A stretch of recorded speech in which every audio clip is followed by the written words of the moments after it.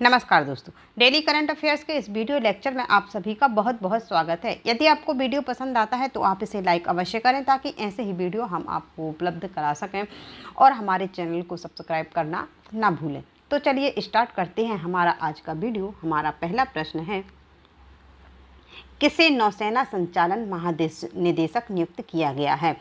तो नौसेना संचालन महानिदेशक नियुक्त किया गया है वाइस एडमिरल दिनेश के त्रिपाठी को। संचार और इलेक्ट्रॉनिक युद्ध विशेषज्ञ वाइस एडमिरल दिनेश के त्रिपाठी को नौसेना संचालन महानिदेशक नियुक्त किया गया है। Flag officer vice admiral Dinesh के त्रिपाठी ने 15 जनवरी 2018 से 30 मार्च 2019 तक पूर्वी बेड़े की कमान संभाली और इन्होंने INS विनाश, INS किर्च और INS त्रिशूल की कमान भी संभाली है। किस राज्य के मीठे पकवान खाजे को GI टैग प्रदान किया गया है? तो ये जो पकवान है खाजे, ये पकवान है गोवा का। कहाँ का है? गोवा का, जिसे कि GI टैग प्रदान किया गया है। गोवा राज्य के त्योहारी मीठे पकवान खाजे, मसालेदार हरमल मिर्च और मिंदोली केला, इन 3 उत्पादों को भौगोलिक संकेत टैग प्रदान किया गया है, जो कि तीनों ही कहाँ के हैं? गोवा के। त्योहारी मीठे पकवान खाजे को क्लास 30 वाले खाद्य पदार्थ और मिंदोली केले को क्लास 31 के तहत GI टैग प्रदान किया गया है।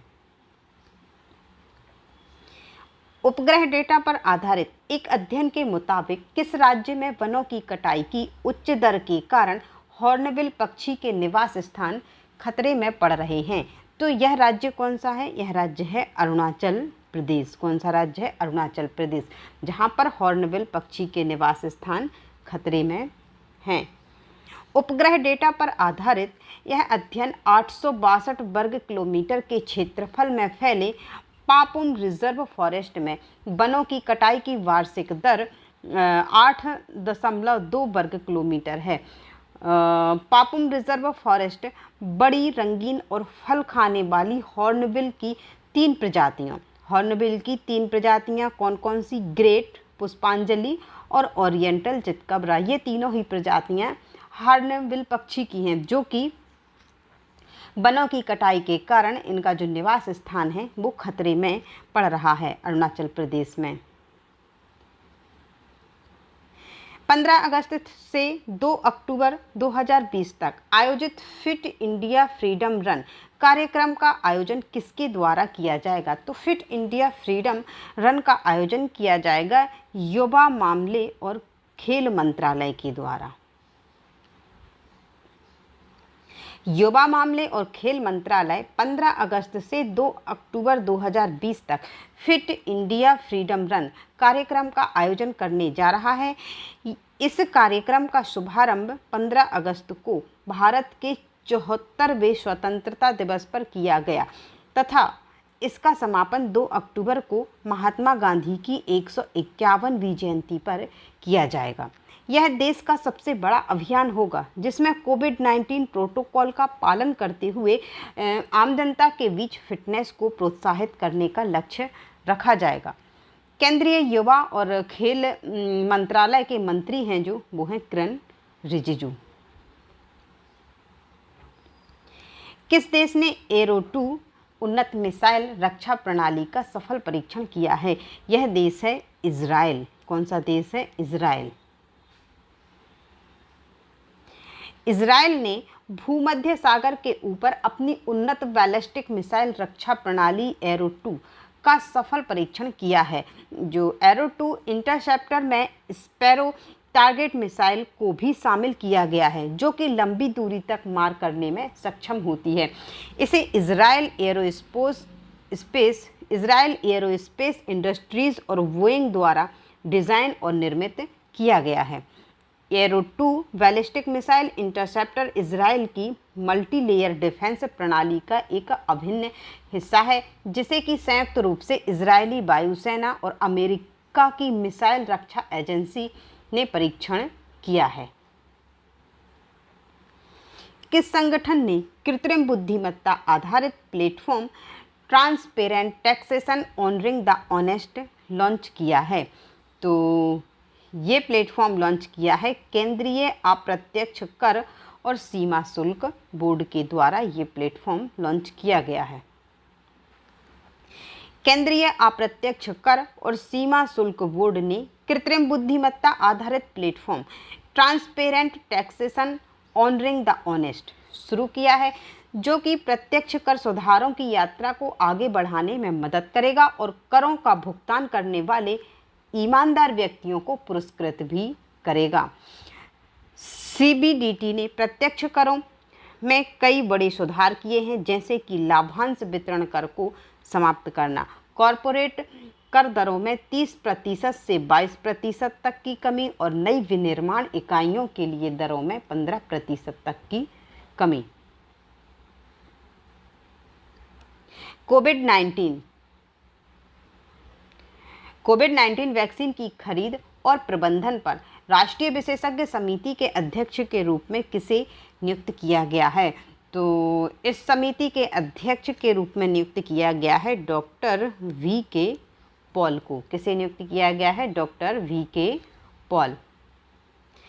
नीति आयोग के सदस्य डॉक्टर वी.के. पॉल को कोविड-19 वैक्सीन की खरीद और प्रबंधन पर राष्ट्रीय विशेषज्ञ समिति का अध्यक्ष नियुक्त किया गया है। समिति कोविड-19 वैक्सीन की खरीद और प्रबंधन के नैतिक पहलुओं पर विचार करेगी।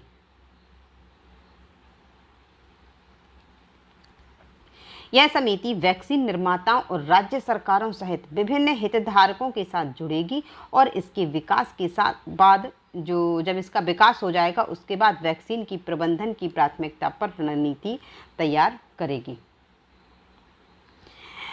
Our only home a climate appeal to the world नामक पुस्तक किसके द्वारा लिखी गई है? तो ये जो पुस्तक है ये लिखी गई है दलाई लामा के द्वारा। किसके द्वारा?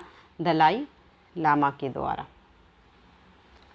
दलाई लामा जलवायु परिवर्तन पर लिखी गई एक पुस्तक का विमोचन करेंगे, जो वह तिब्बती बौद्धों के आध्यात्मिक नेता 14वें दलाई लामा हैं। ये जो दलाई लामा हैं वो कौन से हैं? 14वें दलाई लामा हैं। उन्हें 1989 में उनके काम के लिए नोबेल शांति पुरस्कार से सम्मानित किया गया था।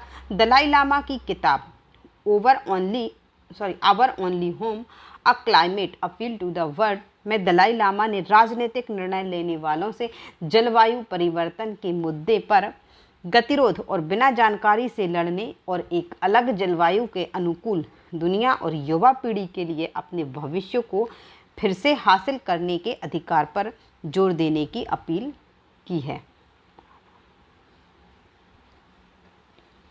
अगस्त 2020 में विक्रम दोरीस्वामी को किस देश में भारत का अगला राजदूत नियुक्त किया गया है?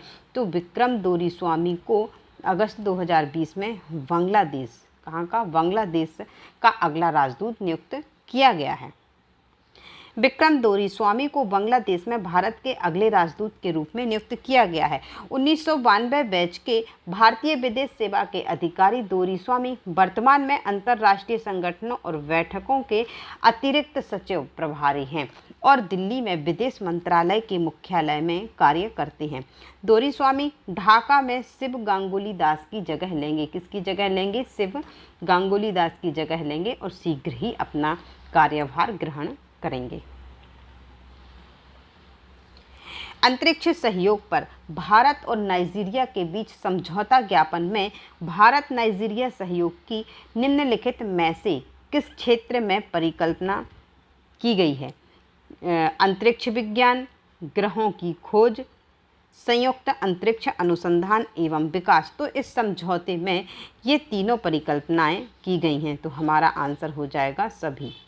अंतरिक्ष विज्ञान, ग्रहों की खोज, संयुक्त अंतरिक्ष अनुसंधान एवं विकास। भारत और नाइजीरिया ने अंतरिक्ष सहयोग पर एक समझौते पर हस्ताक्षर किए हैं। भारत और नाइजीरिया के बीच शांतिपूर्ण उद्देश्यों के लिए बाहरी अंतरिक्ष खोज और उपयोग में सहयोग पर समझौता ज्ञापन अबुजा संघीय विज्ञान और प्रौद्योगिकी मंत्रालय में संपन्न हुआ। समझौता ज्ञापन में अंतरिक्ष विज्ञान, ग्रहों की खोज, संयुक्त अंतरिक्ष एवं विकास आदि के सहयोग की परिकल्पना की गई है। आज का वीडियो करते हैं हम यहीं पर समाप्त और मिलते हैं अपने कल के वीडियो में। यदि आपको वीडियो पसंद आता है तो आप इसे लाइक अवश्य करें। वीडियो देखने के लिए आपका बहुत बहुत धन्यवाद।